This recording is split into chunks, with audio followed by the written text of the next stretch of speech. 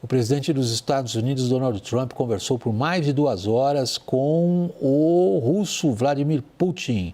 O assunto foi um só: Ucrânia. Depois da chamada telefônica, os dois saíram com versões até bastante divergentes sobre como é que isso daí vai andar. A reportagem é de Mariana Giangiacomo. Depois da ligação, Trump publicou um longo texto onde afirma que a conversa foi excelente e que condições para o fim da guerra serão negociadas pelas duas partes. Segundo Trump, o Vaticano estaria interessado em sediar as conversas pela paz entre Rússia e Ucrânia. Do lado russo, a mensagem foi mais curta e concisa.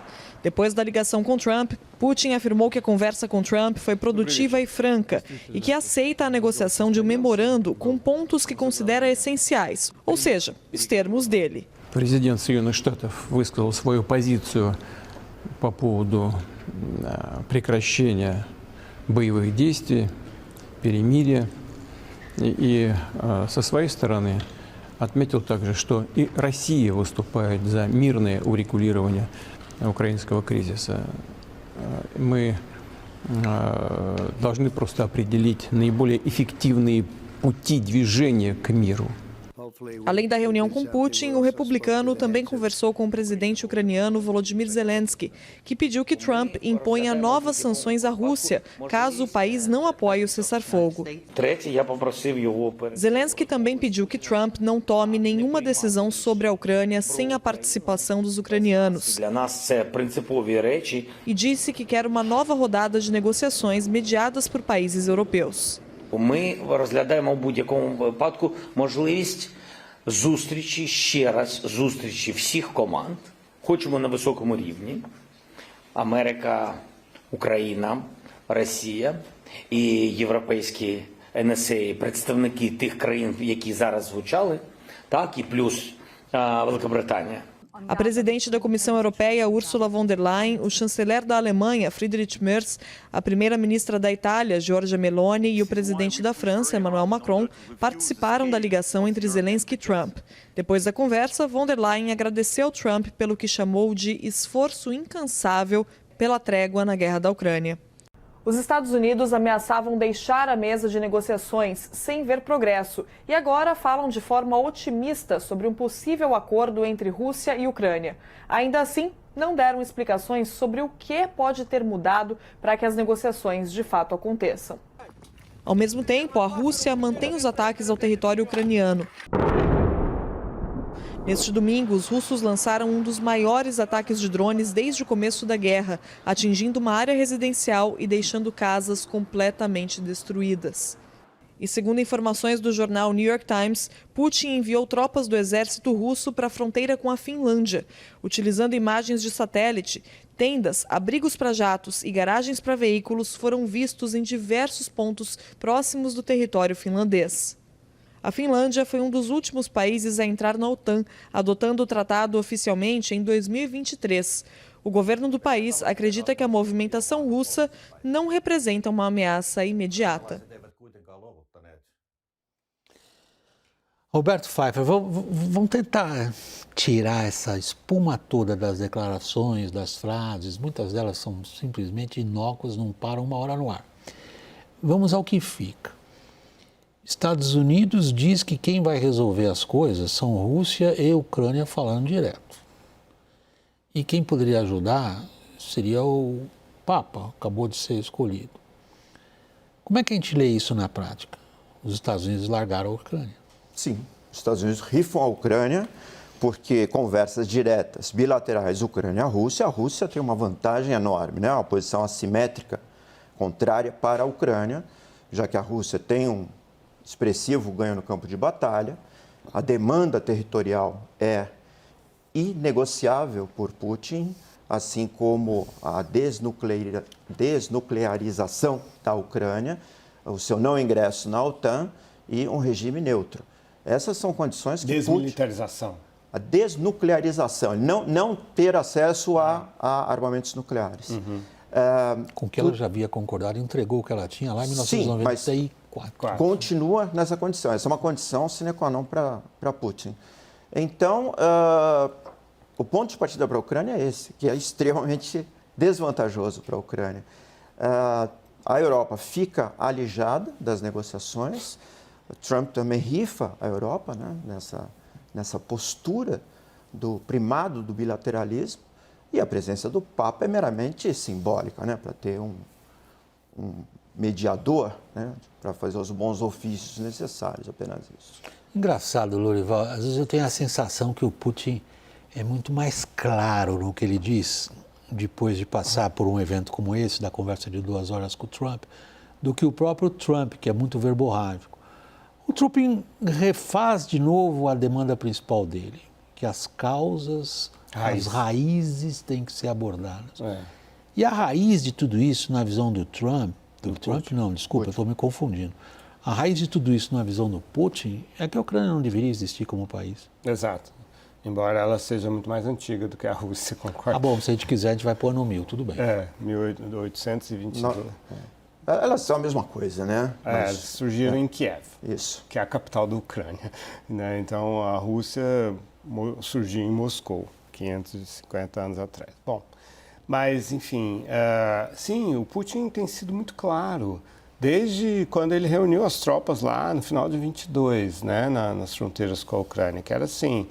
A Ucrânia não tem por que existir, ainda mais se aproximando do Ocidente.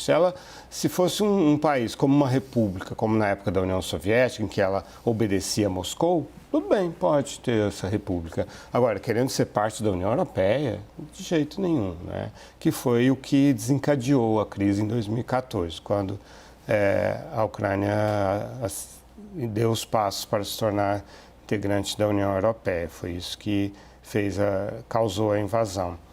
Agora, o Trump, na minha leitura, hoje ele entregou a coisa para a Europa, né? Assim, o J.D. Vance, antes da conversa dos dois, J.D. Vance falou, isso não é um problema americano, né? Ou seja, é uma guerra que está lá na Europa, né?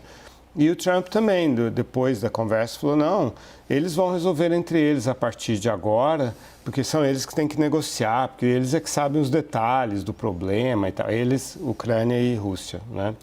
Então, ele fez o seguinte, se tiver algum resultado, que sabemos todos que não vai ter, se tiver algum resultado, os louros são meus. Se não tiver nenhum resultado, a culpa é deles. Então, essa é a fórmula trumpiana da história. Agora, uma coisa eu tenho que refazer um pouco o que eu acabei de dizer. Não, o Trump tem algo que ele disse hoje também, que é direto, e claro que anda pela cabeça dele, que é voltar a fazer negócios com a Rússia. Exato. O que parece ser uma postura clara do Putin é que mais importante de tudo é refazer os laços com os Estados Unidos, acabar com as sanções.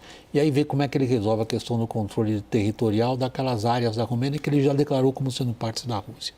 Agora, nisto Trump concorda. O Trump hoje foi muito efusivo em descrever as possibilidades de negócio que ele identifica, já identificava, mas sobretudo a partir dessas 2 horas de conversa. Tem 3 aspectos importantes. Primeiro, não houve imposição de nenhuma sanção adicional pelos Estados Unidos, não vai haver. Trump declarou isso. Outra coisa, não é só a relação bilateral trazer a Rússia de volta para os nexos com os Estados Unidos, com seus produtores, com investimentos, um mercado importante, expressivo. Ao mesmo tempo, neutraliza ou dilui um pouco a aproximação que se aprofunda cada vez mais entre Rússia e China. No 9 de maio, a celebração do Dia da Vitória em Moscou, o grande feito paralelo foi a visita de 3 dias de Xi Jinping, com a assinatura, o aprofundamento dos vínculos de toda a natureza. Então, um pouco da jogada de Trump é diluir essa aproximação entre Beijing e Moscou.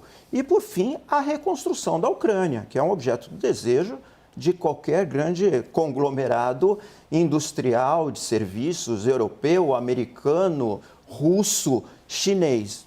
Terá que haver, após a paz, todo um trabalho de reconstrução. O que saiu também dessa conversa foi um comprometimento de Putin de não bombardear as instalações de energia da Ucrânia. Isso também foi um tema que surgiu na conversa.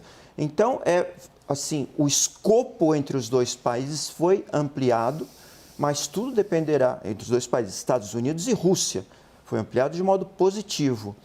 mas tudo agora dependerá do andamento da negociação bilateral entre Ucrânia e Rússia, que provavelmente será inaceitável para a Ucrânia. Então, o que virá depois é que é o grande enigma.